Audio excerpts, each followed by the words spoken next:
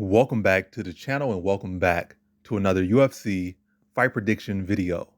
In this video, I'll be predicting the full card of fights for UFC Fight Night, Kattar versus Allen.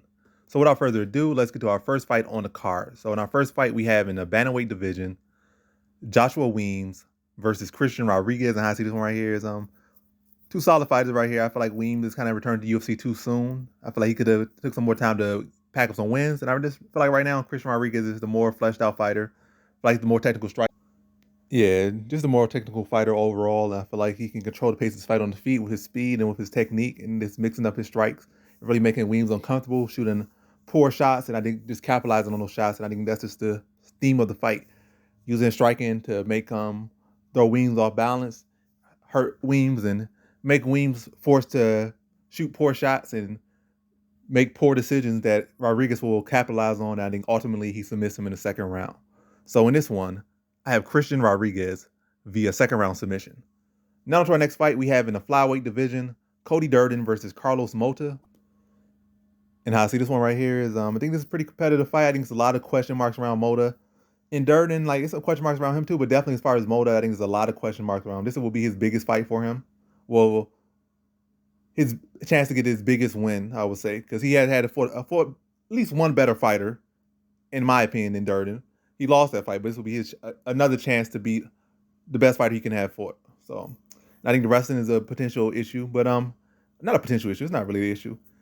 And I ultimately am leaning to Mota, right? I just feel like Mota has shown pretty sturdy takedown defense. I feel like Durden can test that, and he could say, "Oh, now you showed your takedown defense against a UFC caliber fighter that has a win in the UFC. You have shown yourself against that guy to be able to defend if your takedown defense holds up." So it's still a question mark, and that it could at least be answered to a lower degree in this fight, where his wrestling defense stacks up. And I think it'll hold up.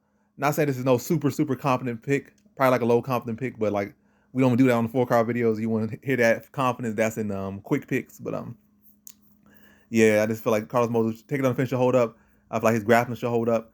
Then on the feet, I just feel like Durden just not gonna be able to deal with his intensity, not deal with his pace. I feel like Durden can throw some cracking shots at times, but not to the extent that Mota can. Not the same power, not the consistency, not the pace, not the pressure. So like I said, Durden could probably throw a couple good shots, but Mota gonna throw a volley of shots, just constantly in your face, old school Brazilian style, in your face, pressing and just ripping you with big power shots, like in combination, just out there slugging.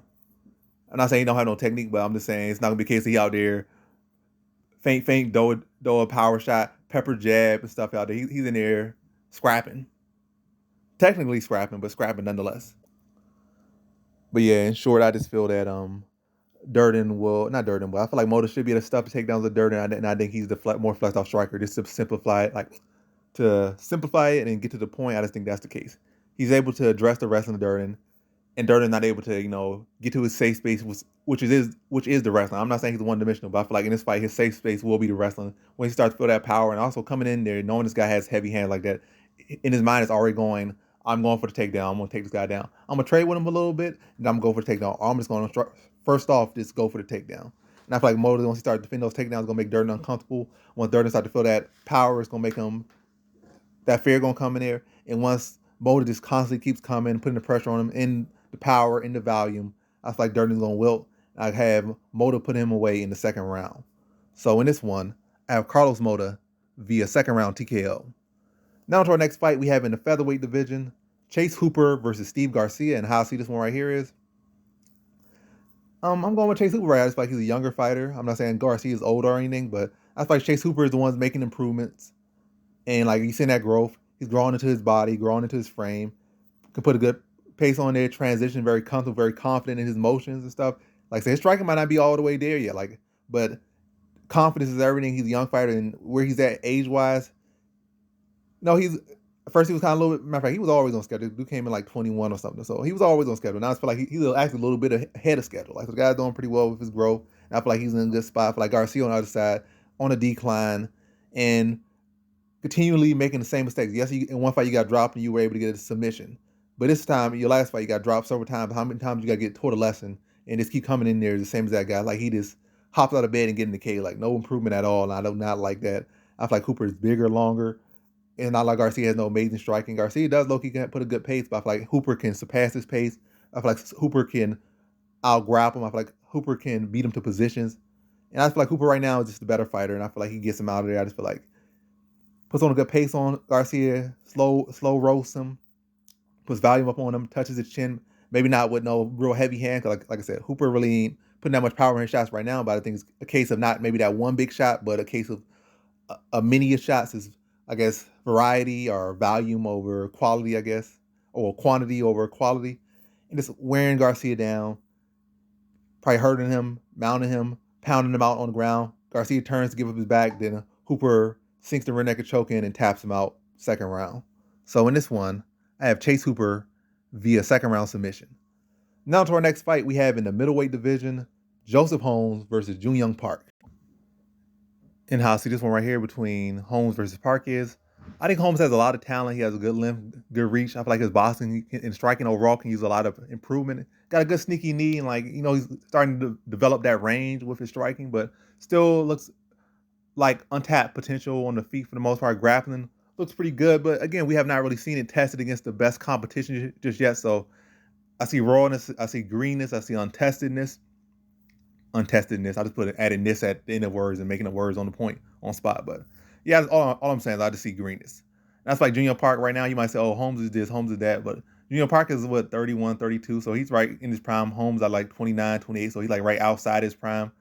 I just feel like right now, Junior Park is the more put together fighter and the more experienced fighter and has better competition, beat better competition. Whereas Holmes, like, the win that he's riding steam off is literally the worst guy in the division, probably cut down. So in Alan Amedovski, so I was like, Park is gonna be able to.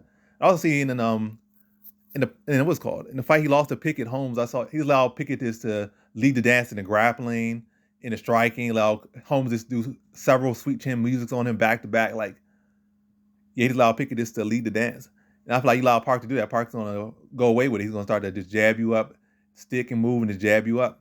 Maybe even start mixing takedowns, but. Also, like, Park has worked a lot on his grab, so I don't feel like he's gonna be so concerned about Holmes grabbing. I feel like Holmes kind of end up, whether we see some big improvement in Holmes striking, or he just lands that big shot, or that combination or something that opens Park up. But I just feel like Park right now is just in a better position. I feel like more composed, more put together, more experience. And it shows in his fighting. I feel like Holmes is kind of sporadic in a sense. I just feel like Park should be able to lead the dance in striking and dictate how this fight goes and dictate the pace. And I feel like Holmes is just going to follow.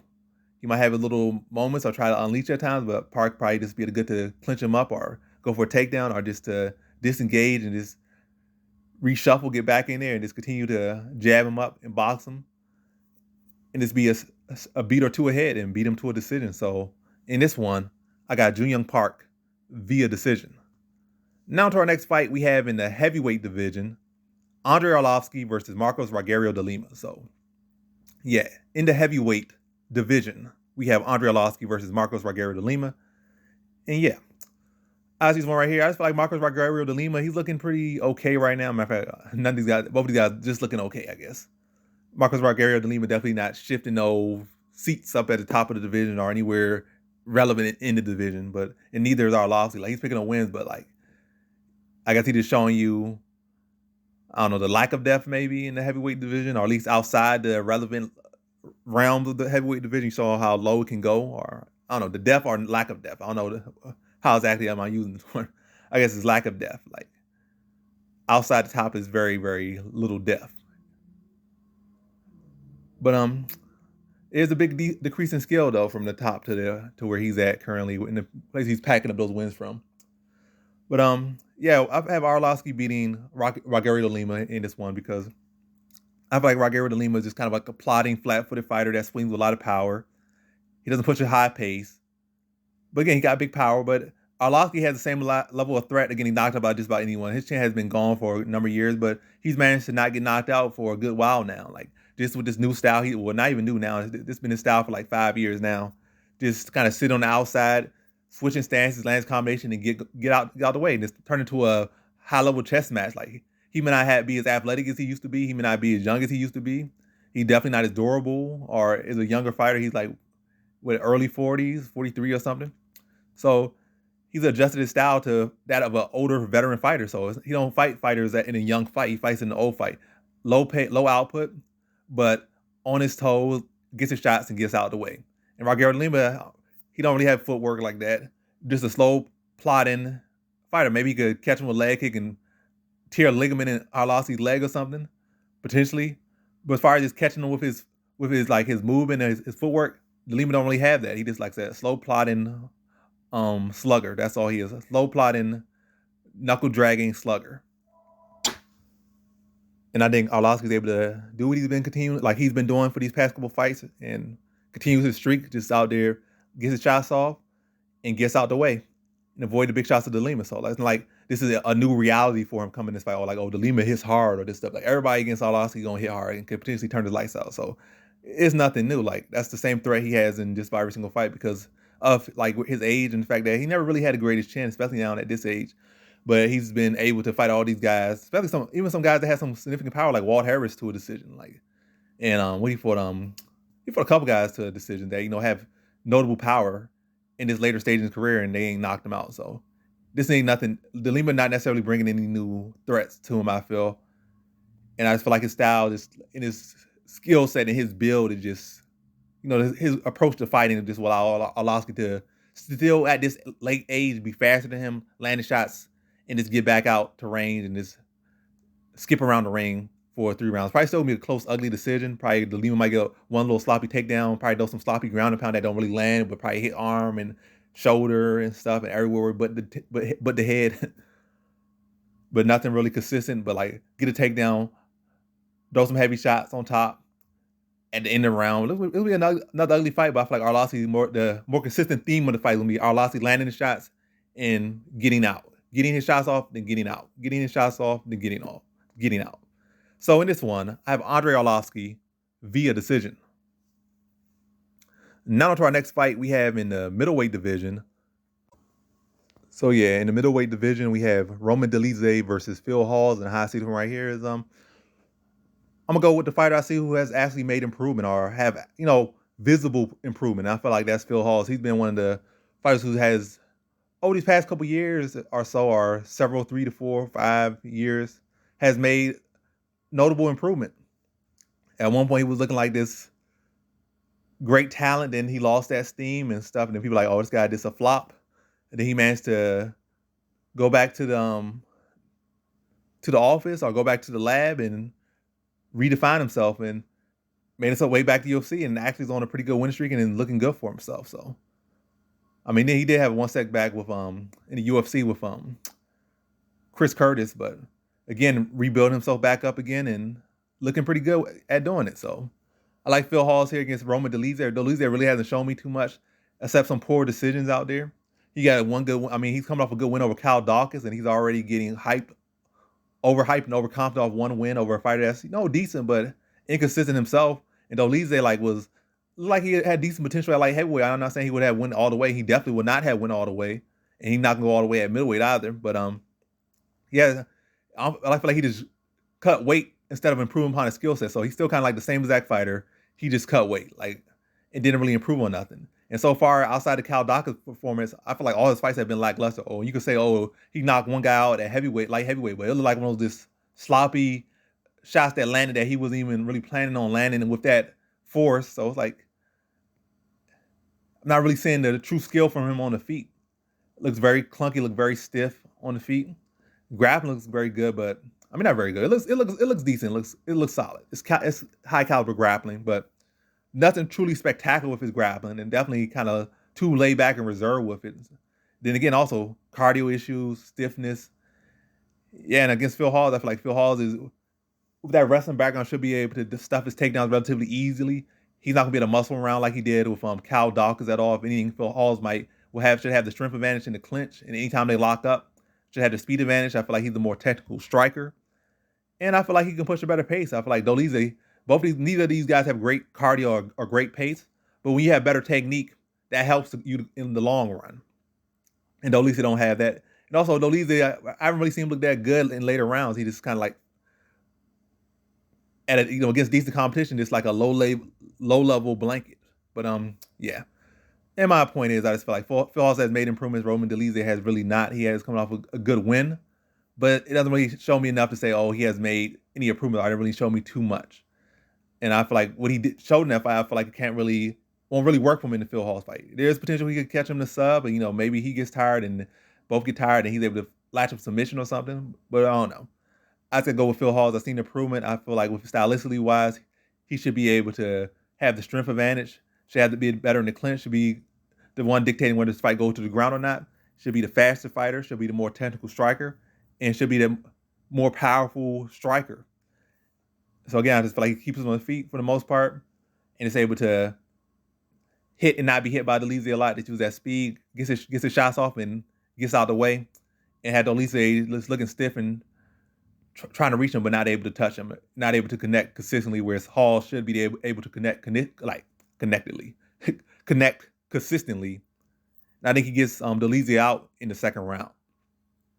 So in this one, I have Phil Hall's via decision.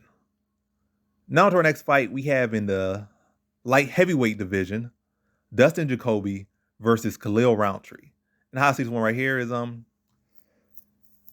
gonna be flat out. I already said it in the quick pick. I'm gonna say it in the main card, full card video. Don't bet on my pick against Khalil Roundtree. I'm like, as far as picking Khalil Roundtree or picking against Khalil Roundtree, my record is with Khalil Roundtree fights involving Khalil Roundtree or fights that Khalil Roundtree participates in is probably my worst record on record. Like Khalil Roundtree, I just don't do good predicting Roundtree. If I pick against him, he looks phenomenal. If I pick against him, he looks phenomenal. If I pick him, he looks this low IQ, low cardio. This looks unremarkable, terrible. So two different spectrums. So if I pick him, he looks like the good side of the spectrum. If I don't pick him, he looks the good side of the spectrum. If I do pick him, he looks the terrible side of that spectrum. But yeah, ultimately, I'm gonna keep picking how I pick. I ain't gonna be like trying to switch it up. Because of superstition or anything, or even if my record is like 1-20, it was somebody. Well, maybe it was 1-20. I got like, or 0-20. I like, yeah, I just gotta find some way to jerry rig this. But I'm trying to say, unless something is super crazy, I just gotta go with my recipe. I gotta stick to my recipe. Like stay true to yourself. And who do you think gonna win stylistically wise and from what you're seeing? And that's why I'm gonna pick. I'm not gonna pick just because this guy, my record with this guy is so bad and it's superstitious because every time I pick him, he loses. Every time I don't pick him, he do this. So I'm gonna do this. Nah, I'm just gonna say like who stylistically has shown to look the better fighter or at least to be the one and better prepared to win this fight based on what I've seen. And I feel like that is Dustin Jacoby. And I think Dustin Jacoby, the more polished, more consistent striker. And I feel like he can extend Roundtree out of that first round. And Roundtree really is like a first round finisher. And if he can't get out into a good lead on you and like good start and probably already have you hurt, then potentially he can beat you to a decision. But for the most part, Roundtree kind of falls in that he gonna get you out early or he gonna probably have some good some good action early and then fade out. But nonetheless, like Jacoby should be able to dance on the outside, probably do some kicks and not really engage in the 50-50 with Roundtree too much. Work behind the jab and just stay away from the power through the first round. Then in the second and third round, start to walk Roundtree down as he fades and, this becomes predictable. And then starts to, tee off on his own shots. I'm going to say maybe get a finish, but I'm going to say a decision for Jacoby. So, sends him out the first round, stays on his bike, throw some little leg kicks, some little teeps, work behind the jab. And then, like I said, avoid the 50-50 for that first round and a half. Then once Roundtree, starts to fade and become predictable and some steam starts to come off his punches, then Jacoby starts to, go on aggressive, and I think he beats him to a decision. So in this one, I have Dustin Jacoby via decision. Now to our next fight, we have in a middleweight bout between Tresean Gore versus Josh Frimp. And who really set up this card, who mapped this card? Like, why is Tresean Gore on the main card? He should be like the prelim, the starter fight. No disrespect to Tresean Gore, but he ain't done nothing to really be on the main card, and Fremont hasn't done it either. So these people should be opening the card, not on no main card. And definitely not no second fight on the main card. It should be like first or second fight on the card, like on the prelims. It shouldn't be this high. I guess they saying it could potentially be a knockout or something. Or it could be this a potentially uninspiring, sloppy, low-level decision maybe. Or even a sloppy, low-level fight that ends in a knockout, but you don't feel good about it after watching. I got a knockout, but the fight was very low level, and it really hurt to watch it. Nonetheless, Trayshawn Gore versus Josh Fremd. I got to go with Josh Fremd here. I feel like I combine both the names for a second. I said Trey Josh, but Trayshawn Gore versus Josh Fremd. But yeah, with this one right here, Trayshawn Gore has a lot of talent, a lot of potential, but he jumped into the UFC too soon. I just think it's going to continue to bite him, and I think he needs to step out of the UFC and, before he gets hurt too much and takes too much loss and too much damage to his career, and just go on like a 10-fight win streak. Even if he fighting guys like 0-5, 1-10, 1-20, and go on the Khabib route or whatever the case may be, or the Dagestan Russian route, where they're gonna pile up like 20 wins over straight tomato cans. So you had that big pretty record, and then you get a lot of experience as well. Big pretty record, lots of experience that you need, and then start to work his way back to UFC. And you probably get those 20 wins in probably like a year or two, and then come take a good step. Then in 3 years you back in the UFC and you actually good, and you probably not just come back in UFC and get entry level, but you come back in UFC and jump to the middle of the pack. So it's not like you spend just wasting 3 years and then coming back at the bottom of the division. You come back, you're in the middle of the division, like where you would probably be if you just kept scraping and going 500 or below 500 just to get there, versus going there and looking solid and looking clean and getting better every time and building your confidence, stacking wallet, etc., etc. But this is not a life advice video. This is a prediction video. Yeah, I just think Josh Fremd, just a more put together fighter, took the slower route, and it shows his skills look more composed. He's looks more composed out there, and the experience shows for sure. It's like the cleaner fighter. I feel like Gore is gun shy, got some power, but doesn't really throw too much. Doesn't really fight with a plan. I feel like Fremd fights with a plan. He's tough, and I just feel like ultimately he's gonna probably extend Gore out the first round, and they start to lean on him. Probably in the first as well, but again, take him out the first round, lean on him throughout the fight, work him in the clinch when he starts to try to come and land power shots. And then eventually I think he puts him away second round, just from the clinch, landing knees, landing elbows, and just wearing on Gore and just continue to put the damage on him and puts him out second round. So in this one, I got Josh Fremd via second round TKO. Now to our next fight, we have in the heavyweight division, Waldo Cortez Acosta versus Jared Vanderaa. And honestly, this one right here is very much, this is a momentum pick right here. I think Jared Vanderaa is riding like a 3 or 4 fight losing streak. I think 2 of the losses are back-to-back stoppage losses. He got submitted by Oleinik, and he got knocked out by Chase Sherman of all people. So I think Waldo Cortez Acosta has enough to beat him. You might say, oh, his box record ain't this. He was a terrible boxer, or he was terrible at that, but you can look at even some of the greatest strikers in MMA history, like 2 of the greatest lightweight strikers of all time, and Cerrone and Melvin Gillard, and their boxing record was terrible. And so many others, matter of fact, Anderson Silva's boxing record was like 1-1. So it's like the greatest MMA strikers of all time weren't the greatest boxers. So, and this is heavyweight as well. And Jared Vanderaa is definitely not one of the greatest strikers either, and has been inconsistent. So, right now, 3-4 fight losing streak, Waldo Cortez Acosta come in with the better momentum. I think he should be able to get Vanderaa out there in the first round, doubting his confidence, coming off a brutal knockout loss, took a lot of damage in that fight. Like, it wasn't a case of like a one quick flash knockdown. He got stopped in the first round. Was a back and forth grueling fight that he started to fade in. Then he got brutally knocked out in the third round. So he took a lot of damage and got knocked out. So I feel like Waldo Cortez, and also he's not like it was like a year ago. This was like a couple months ago. So a quick return, took a lot of damage, got knocked out. Now he's coming in with a big, heavy hitting, aggressive fighter.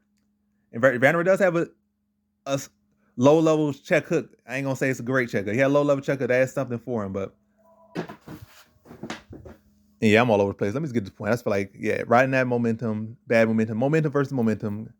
Waldo Cortez got the better momentum, and I feel like he could just pressure Vanderaa, touch him early, and just put the pressure on him early and get him out in the first round. So in this one, I got Waldo Cortez Acosta via first round TKO. Now to our next fight, we have in our co-main event in the welterweight division, Tim Means versus Max Griffin. And how I see this one right here is I just feel like Tim Means has taken a lot of damage over the years, and that second round has looked pretty juicy. He has over the last 5 losses, I think 2 of the 3 have been in the second round. Submission though, that's one thing to say, but he definitely got hurt in the feet before the submission in both of those fights. So second round looking pretty juicy. And you probably look over his last 10 fights, I think like 3 or 4 of those losses have come out second round stoppages. So something to note, and definitely under under 2.5 or under 1.5. Yeah, under 1.5. But so I just want to feel like right now Max Griffin just in a better spot, looking better, coming off a controversial decision loss that he probably should have won. And he's only getting better, only improving. I feel like Tim Means has been stagnant for a long time now. He was able to put on a good little winning streak. I mean, he did show improvements in his wrestling a little bit. That's one thing I say he made improvement in. But overall, I feel like as a fighter, he's been kind of stagnant. Well, I feel like Max Griffin has overall as a fighter has been getting better and better with each fight.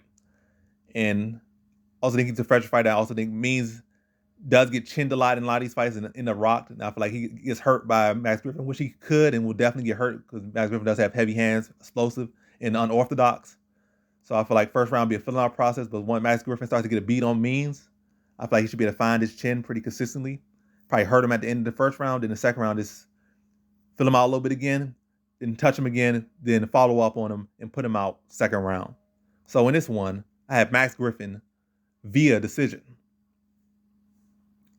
Now to our main event, we have in the featherweight division, Calvin Kattar versus Arnold Allen. And how I see this one right here is two solid guys right here. I feel like Calvin Kattar does have a bit of an inconsistency issue at the highest level. Like outside the highest level, like he can be a good fighter. Matter of fact, he's been kind of like back and forth because he has been fighting nothing but good guys for a long time now. So he ain't really been able to stick no wins together. So he kind of blew up to the top. And since he's been at the top, it's been win one, lose one, win one, lose one, win one, lose one.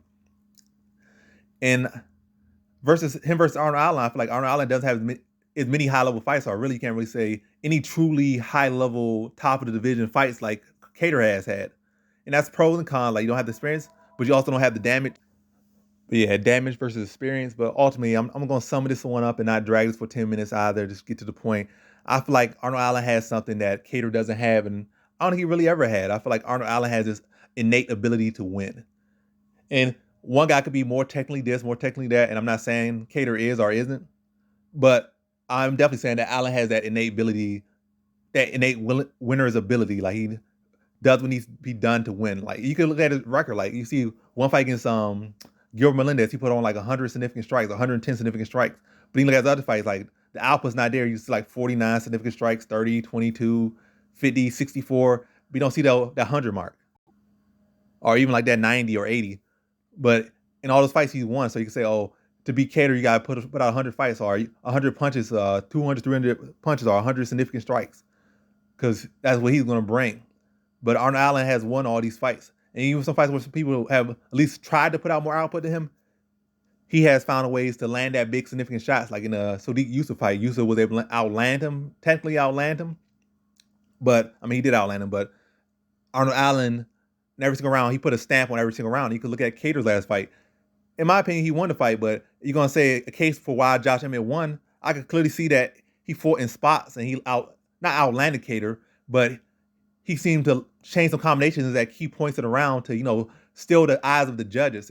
Same way Sugar Ray Leonard did in this fight. I'm forgetting. I don't know why I'm forgetting this great legend's name right now, but I'm doing it off the top of my head, so I don't know. I forget the most easiest of names in combat sports history when I'm trying to draw. But basically, Sugar Ray Leonard has done it. He's done it against one of the greatest boxers of all time, and probably several other fights as well. So all I'm just trying to say is Arnold Allen knows what to do to win. It's not gonna be at a case where he has to fight Calvin Kattar style or has to necessarily beat Calvin Kattar for 25 minutes.